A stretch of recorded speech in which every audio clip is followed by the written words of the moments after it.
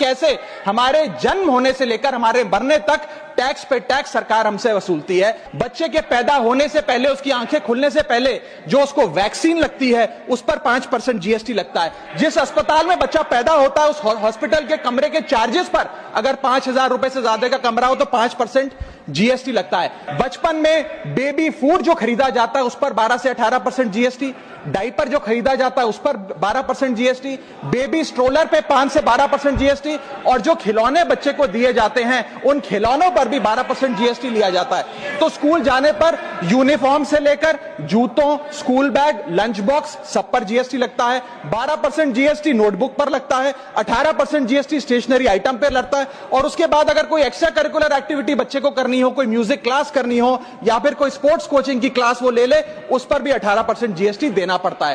Private tuition ले तो उस पर भी जीएसटी, और पहली साइकिल जो बच्चा खरीदता है उस पर भी 12% जीएसटी देना पड़ता है। इस दौर में इंसान गाड़ी खरीदता है, घर बनाता है, जब गाड़ी खरीदता है तो जीएसटी देता है, रोड टैक्स भरता है, व्हीकल इंश्योरेंस पर जीएसटी भरता है, और जब गाड़ी लेकर शोरूम से निकलता है तो पेट्रोल डीजल पर वैट, सेस और एक्साइज ड्यूटी के नाम पर पैसा भरता है। जब सड़क पर गाड़ी चलाता है तो टोल टैक्स भरता है। और इस बीच शादी तो रह ही गई, फिर इंसान शादी करता है, इस बीच तो बैंक्वेट हॉल बुक करता है, उस बैंक्वेट हॉल की बुकिंग पे टैक्स भरता है। शामियाना, खाना, केटरिंग सर्विसेज लेता है, उस पर जीएसटी भरता है। ज्वेलरी खरीदता है, उस पर जीएसटी भरता है।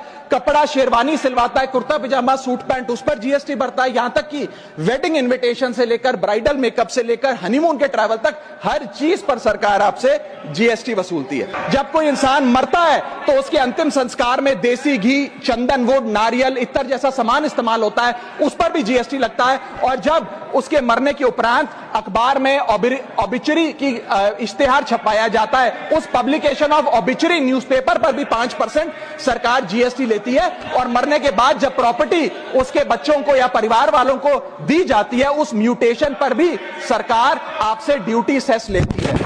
यह है life cycle of taxation model. लेकिन मैडम, सबसे जरूरी बात यह है कि इतना टैक्स देने के बाद सरकारें हमें देती क्या? कौन सी ऐसी हाई क्वालिटी सर्विस है जो फ्री ऑफ कॉस्ट जनता को दी जाती है? क्या हमें quality health care free of cost मिलता है? नहीं मिलता।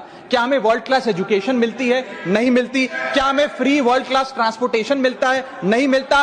क्या हाई क्वालिटी रोड्स मिलती हैं? अगर अच्छी हैं तो टोल टैक्स भरना पड़ता है। क्या 24 घंटे 7 दिन बिजली आती है? नहीं आती। तो इतना सारा जो टैक्स सरकार इकट्ठा करती है उसका करती क्या है?